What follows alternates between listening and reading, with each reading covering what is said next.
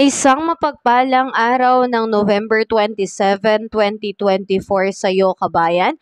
Narito po ang latest weather news natin ngayong araw na ito. Pero bago ang lahat, ako po ay makikisuyo ng iyong like and subscribe at pahit na rin po ng notification bell para updated ka po sa ating ulat panahon. Kabayan, meron pa rin po tayo mga weather system na siyang nakakaapekto po dito sa ating bansa. Nariyan pa rin po itong northeast monsoon o hanging amihan na nakakaapekto po dito po sa may northern Luzon at ito rin pong intertropical convergence zone na direktang nakakaapekto po dito sa Mindanao. Unahin na po natin kabayan ito pong northeast monsoon o hanging amihan.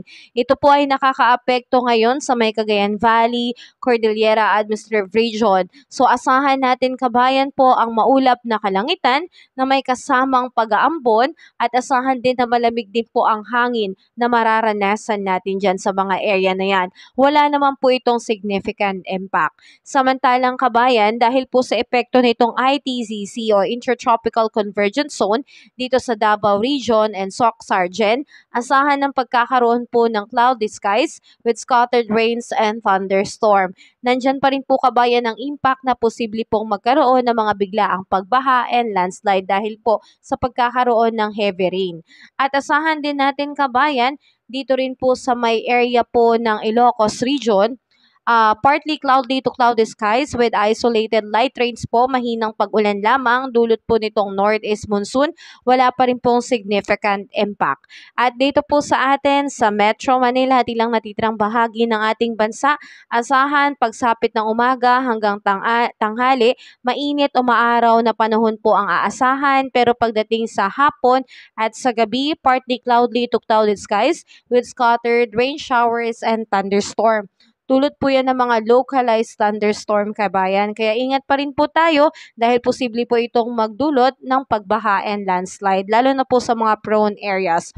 At dahil po dito sa ating mga weather system kabayan, ang ating air temperature ay posibleng umabot dito sa Lawag ng 31 degrees Celsius, Tugigaraw 29 degrees Celsius, mababa dahil maulan, dulot po nitong northeast monsoon, at Baguio 23 degrees Celsius, Metro Manila 31 degrees Celsius, Legazpi 32 degrees Celsius, at sa Tagaytay ay 30 degrees Celsius.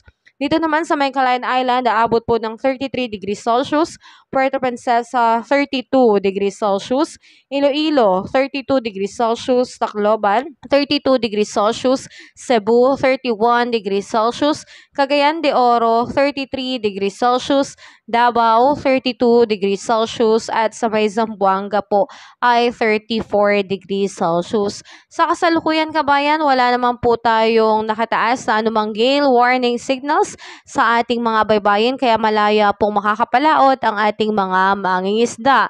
Pero sa ngayon kabayan, ito pong dulot ng ITZC ay magdudulot po ng pag-ulan ngayong araw na ito hanggang bukas, Thursday 28, November 28, dito po sa may Surigao del Sur at Davao Oriental. So posible po ang mga localized flooding dahil ang pag-ulan ay moderate to heavy rain, aabot ng 50 to 100 millimeters. At pagdating naman po ng Thursday afternoon hanggang Friday afternoon, November 29, moderate to heavy rain pa rin po dito po sa may area ng Eastern Samar and Dinagat Island. So posible pa rin po ang mga localized flooding sa mga areas na yan.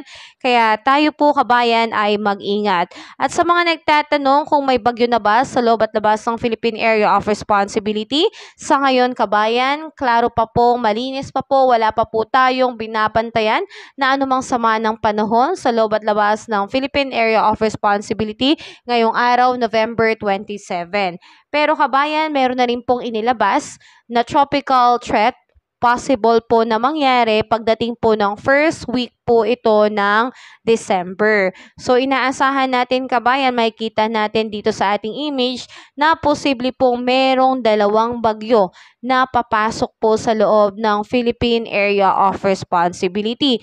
So by December 2 to December 8 kabayan, makikita natin na meron pong dalawang threat na bagyo sa loob ng Philippine Area of Responsibility. Kapag yan po ay nag-develop at lumakas at magkaroon po ng local name, ito po ay tatawagin natin, yung una ay bagyong Kerubin at yung pangalawa po ay bagyong Romina. So, pinaghahanda po ang lahat dahil asahan natin kabayan na ngayon ay maganda po ang panahon, wala tayong dapat na ikabahala, pero wala po tayong assurance kabayan na wala na pong mabubuo na sama ng panahon sa loob at labas ng Philippine Area of Responsibility. Dahil ito na nga po, naglabas na po ng forecast itong si Pag-asa na posibleng 2 bagyo po ang pumasok simula pa lang po, bungad pa lang po ng Disyembre. So ang ipanalangin natin kabayan ay ito po sana ay malusaw na lang o maging mahinang bagyo at wag na pong makaapekto ng malaki sa ating bansa para tayo naman po ay makapagdiwang ng Kapaskuhan at bagong taon na wala pong inaalala at wala pong kinakabahala. So tayo po kabayan ay patuloy na maging updated sa ating ulat panahon at para ma-update pa kita sa ating susunod na ulat panahon kabayan, ako po ay makikisuyo na i-like and subscribe nyo po ang aking channel para sa susunod kong weather update ay lagi ka pong updated. Ingat kabayan and God bless po sa lahat.